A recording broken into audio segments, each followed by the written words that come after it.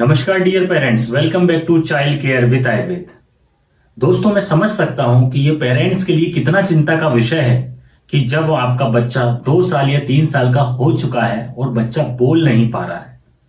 और सबसे ज्यादा दुख तो तब होता है जब आपके पड़ोसी का उसी उम्र का बच्चा अच्छे से बोल लेता है और आपका बच्चा नहीं बोल पाता।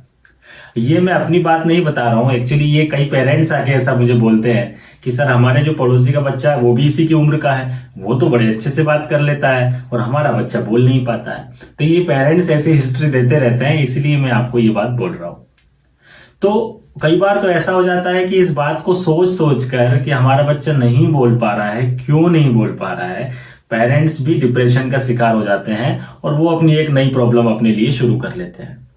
तो दोस्तों, आपको घबराना नहीं है, क्योंकि कोई समस्या है तो उसका समाधान भी है। इसीलिए सबसे पहले तो आपको यह समझना होगा कि नॉर्मल स्पीच क्या है, तभी तो आप समझ पाएंगे कि स्पीच डिले क्या है, हमारे बच्चे को स्पीच डिले है या नॉर्मल स्पीच है। दोस्तों, 1 साल का बच्चा मम्मा, पापा ऐसे वर्ड्स बोलना शुरू कर देता है। मतलब ऐसे शब्द जिनको बोलने पर टंग ट्विस्ट नहीं करनी पड़ती है, जो एक जैसे शब्द होते हैं उनको बोल लेता है। लाइक मम्मा, पापा। 1 ईयर का बच्चा जो होता है, जो 1.5 साल का बच्चा होता है, वो 2 शब्द बोलने लगता है, जैसे मम्मा आओ, पापा जाओ, ऐसा 1.5 साल का बच्चा। जो 2 साल का बच्चा होता है वो 3-4 शब्द बोलना शुरू कर देता है। और जो 3 साल का बच्चा होता है, 3 साल के बच्चे सेंटेंस बनाने लगते हैं। तो अब आप देख लीजिए कि क्या आपके बच्चे में अपनी उम्र के अनुसार ये सारी चीजें हैं।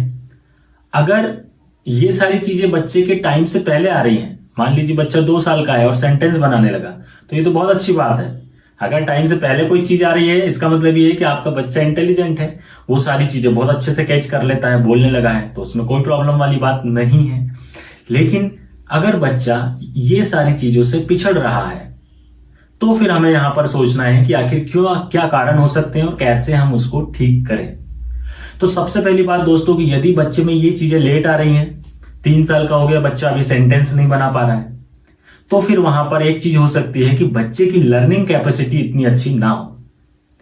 लर्निंग कैपेसिटी, सीखने की क्षमता, बोलने की क्षमता, वो पीछे। तो लर्निंग कैपेसिटी बढ़ाने के लिए आयुर्वेद में बहुत अच्छी अच्छी औषधियां हैं। कई बार मैं आपसे इस बारे में डिस्कस कर चुका हूं। लाइक स्वर्ण प्राशन हो गया, मेध्य रसायन हो गया, बहुत सारी औषधियां हैं जो बच्चे की लर्निंग कैपेसिटी को बढ़ाती है, जिससे कि बच्चे में ये चीजें फास्ट आने लगती हैं। दूसरा कारण यह हो सकता है कि बच्चा जो सुन रहा है वो अच्छे से नहीं सुन पा रहा। जब यदि बच्चा अच्छे से नहीं सुन पाएगा तो अच्छे से बोल भी नहीं पाएगा। तो उसके लिए फिर आपको कुछ हियरिंग टेस्ट होते हैं, वो कराने होते हैं। अगर हियरिंग टेस्ट में कुछ प्रॉब्लम है तो आपको ईएनटी वाले से कंसल्ट करना है। अगर हियरिंग टेस्ट नॉर्मल है तो ये एक बच्चे के लिए बहुत अच्छी बात होती है। अब दोस्तों आते हैं अपन की हियरिंग टेस्ट भी नॉर्मल है, तो फिर अगला कारण क्या हो सकता है कि बच्चे में ये स्पीच डिले आ रही है।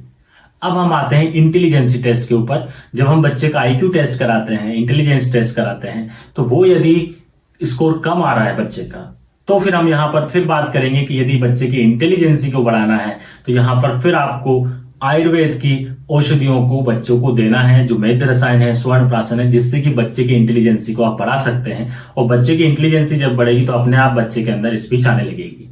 कई सारे पेरेंट्स हैं दोस्तों, कई सारे, जिनके बच्चों को स्पीच का प्रॉब्लम था और वो आयुर्वेद की औषधियों जब उन्होंने बच्चे को दी तो बच्चे की स्पीच में बहुत फास्ट डेवलपमेंट आया। तो आयुर्वेद में चूंकि इसका इलाज है, इसलिए मैं आपसे बार बार ये डिस्कस करता रहता हूं कि बच्चे में बोलने में यदि कोई प्रॉब्लम है तो आप एक बार आयुर्वेदिक चाइल्ड स्पेशलिस्ट से जरूर कंसल्ट करें और लेट ना हो, समय को व्यर्थ ना गवाएं, पड़ोसियों की बात में ना आए कि समय और लगेगा, बच्चा अपने आप बोलने लगेगा, ऐसा बिल्कुल भी नहीं है। जय आयुर्वेद।